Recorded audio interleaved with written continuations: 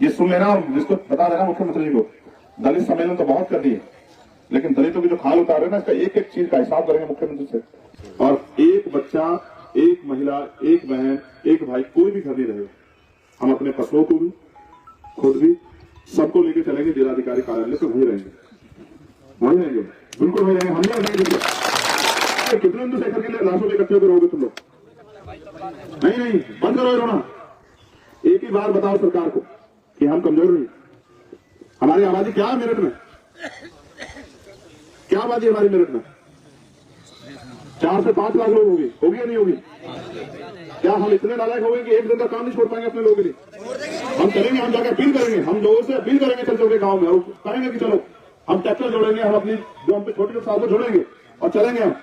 हम इस जिले का चक्का जाम कर देंगे, हम इन सड़कों को बंद कर देंगे जिन सड़कों से करोगे नहीं करोगे बताओ? तो गर्दन झुका के जीना सीखो, और अगर गर्दन झुका के जीना नहीं चाहते तो फिर सम्मान से खड़े होना सीखो।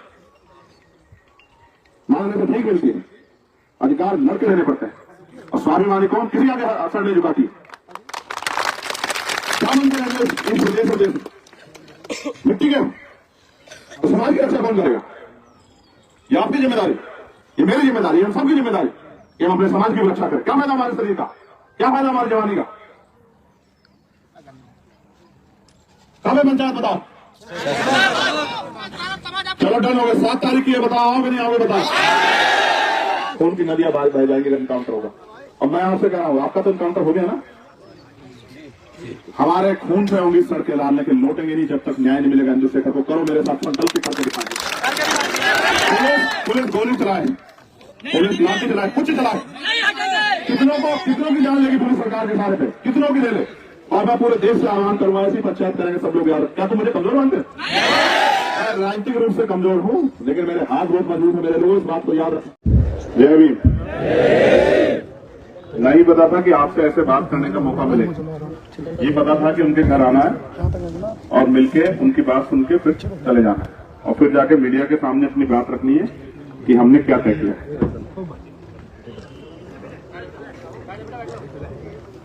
कहा यह था जो यहाँ नेता लोग हैं हमारे, उनसे कि एक सभा करवा देना, शोक सभा, जिस शोक सभा में हम उनको श्रद्धांजलि भी अर्पित करते हैं, और हमारे लोगों के मन में जो पीड़ा है, तकलीफ है, वो लोग अपनी बात रखते हैं, और किसी का आसपास समस्या वो भी बात हमारी नजर में आ जाए। इसलिए शोक सभा की बात की थी, लेकिन सरकार नहीं चाहती। सरकार ने पुलिस से कहा कि चंद्रशेखर आ रहे हैं, शोक सभा मत होने देना। तो उसका इलाज क्या था कि 144 लगा के कोई परमिशन नहीं। हमारा खेत, हमारे लोग चले गए, हमारे परिवार के एक भाई की जान चली गई, लेकिन चलना पड़ेगा पुलिस और सरकार के हिसाब से। तो जब राजतंत्र था, राजा महाराजा राज थे, तब तो होता था कि राजा जी का कोई आदेश आ गया तो मानना पड़ता। तो लोकतंत्र है, बाबा साहब अम्बेडकर का लोकतंत्र, संविधान वाला देश। इसमें ना हम पुलिस की गलत मानेंगे ना सरकार की मानेंगे।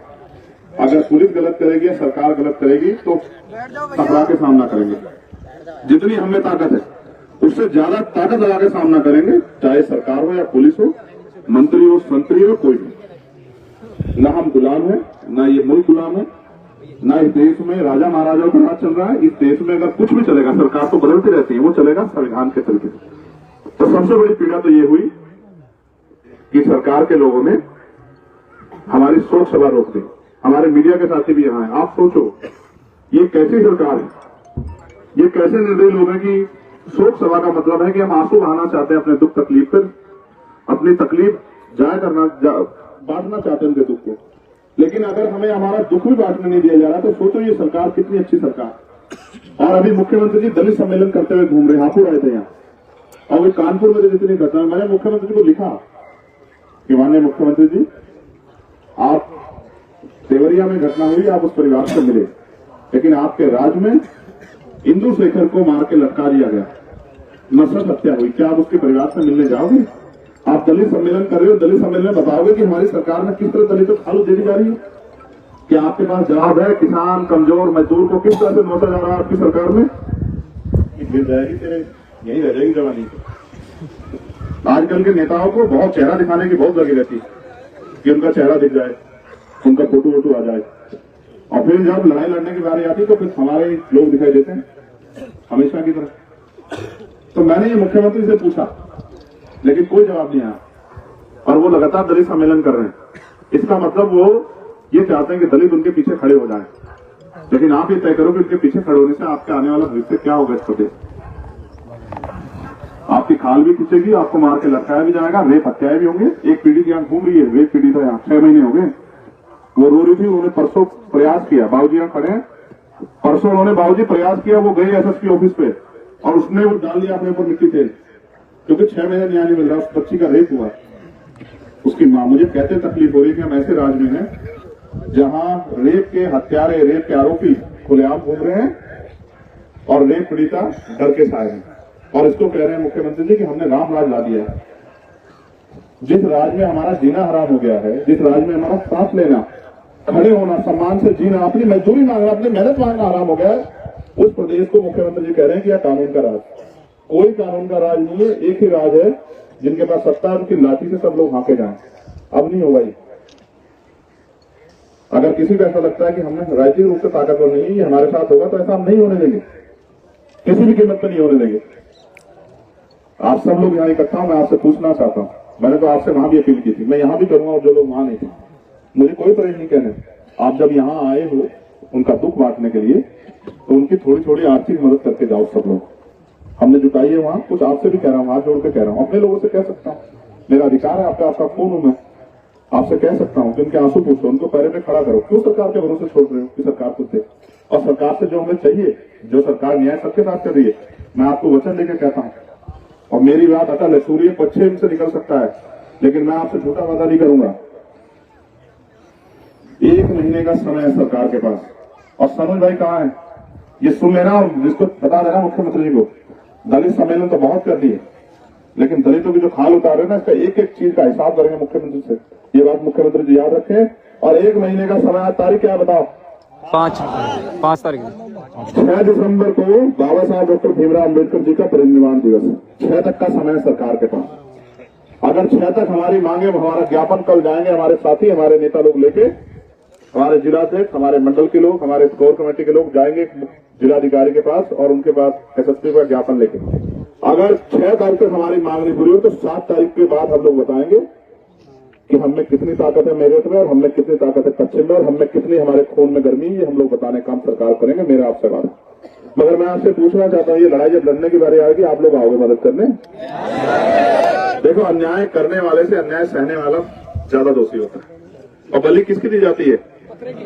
बकरों की। शेरों की बलि कोई नहीं देता।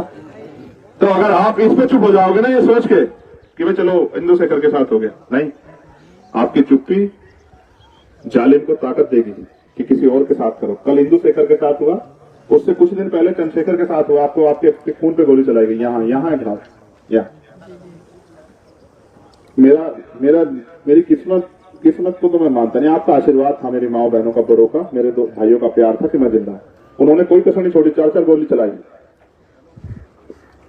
उनका बस चलता तो वो मेरी लाश पे खड़े होकर नाचते, खुशी मनाते कि हमने इनके इसको, भाई को, बेटे को, नेता को मार दिया। लेकिन मैं आपसे पूछना चाहता हूं, चंद्रशेखर तो बच गया, लेकिन इंदु शेखर को तो नहीं बचा पाया आपको। कितने इंदु शेखर के बाद जाओगे? कोई सीमा होती है ना किसी चीज। क्या इस मुल्क में हम लोग इसलिए पैदा हुए कि हमारे बच्चों के साथ अन्याय हो? हमने बच्चे इसलिए पैदा किए कि हमारी बेटियों के साथ रेप हत्या है? क्या हम रोटी नहीं खाते? क्या हमें दिल नहीं है? क्या हमें तकलीफ नहीं होती? क्या हम पत्थर हैं? क्या हम इंसान नहीं? क्या हम जानवर? हम तो वो लोग हैं, अगर किसी जानवर को भी पीड़ा होती तो हमें पीड़ा होती है, लेकिन हमें मिला क्या? हमारी शोक सभा कैंसिल करते हो। हमारी शोक सभा कैंसिल करके क्या तो बताना चाहते हो? क्या समाज देख नहीं रहा है?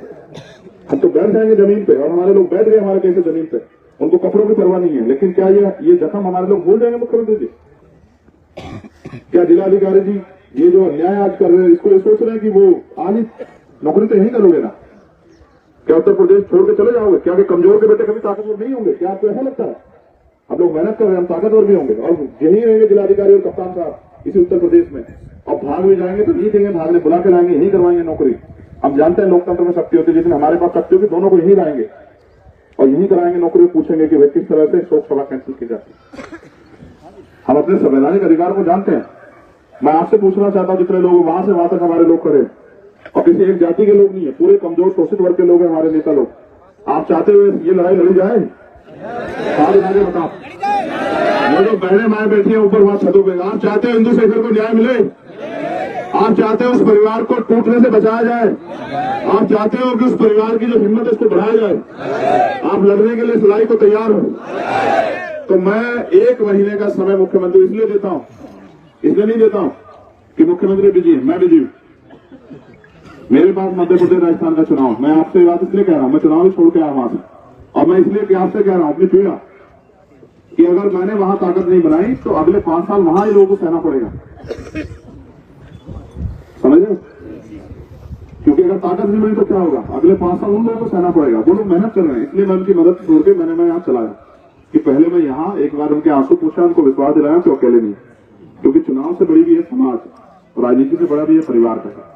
आज उस परिवार को विश्वास दिला, लेकिन मैं उनसे कह रहा हूं कि आप अकेले नहीं, हम सब लोग आपके साथ। तो मैं तो चला जाऊंगा कल से फिर, मगर मैं आपको कह रहा हूं आपको एक ही काम करना है आज के बाद कि दिसंबर में हमारी पंचायत है। कब है? और एक बच्चा, एक महिला, एक बहन, एक भाई, कोई भी घर नहीं रहेगा। हम अपने पशुओं को भी, खुद भी, सबको लेके चलेंगे जिलाधिकारी कार्यालय पे, वहीं रहेंगे, वहीं रहेंगे, बिल्कुल वहीं रहेंगे। हम नहीं रहेंगे।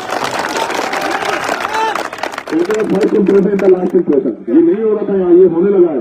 अगर हमने इसको नहीं रोका तो ये बढ़ जाएगा। कितने हिंदू शेखर के लाशों में इकट्ठे होकर रहोगे तुम लोग? नहीं, बंद करो रोना। एक ही बार बताओ सरकार को कि हम कमजोर नहीं। हमारी आबादी क्या है मेरठ में? क्या आबादी हमारी मेरठ में? 4 से 5 लाख लोग होगी या नहीं होगी? क्या हम इतने नालायक हो गए कि एक दिन का काम नहीं छोड़ पाएंगे अपने लोगों के लिए?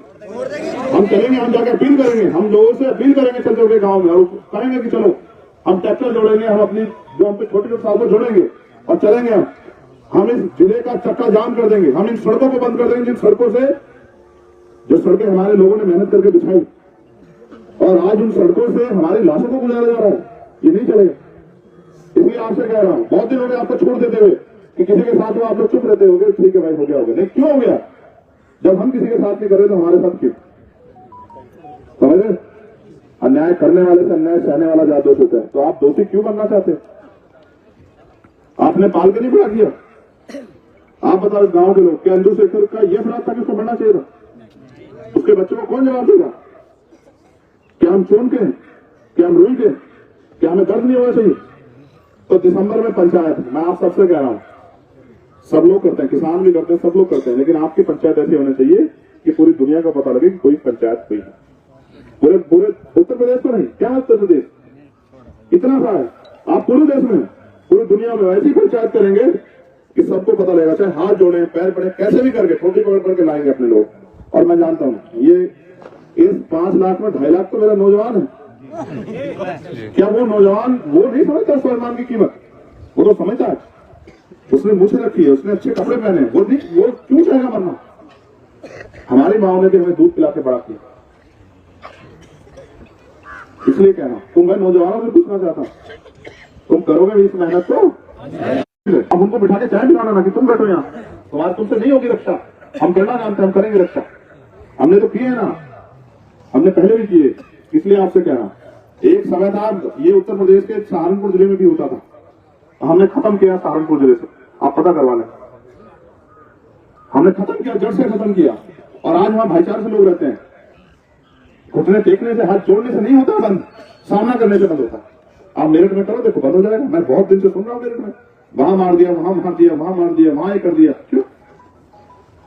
मेरठ के लोग रोटी नहीं खाते क्या? मैं नौजवान से पूछ रहा हूं, करोगे नहीं करोगे बताओ? तो गर्दन झुका के जीना सीखो,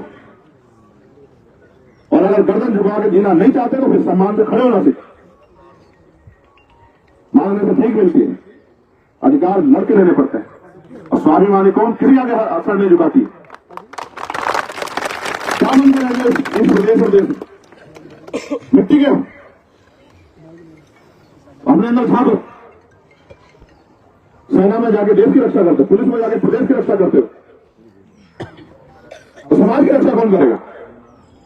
ये आपकी जिम्मेदारी, ये मेरी जिम्मेदारी, ये हम सबकी जिम्मेदारी कि हम अपने समाज की रक्षा करें। क्या फायदा हमारे शरीर का? क्या फायदा हमारी जवानी का? कब है पंचायत बताओ?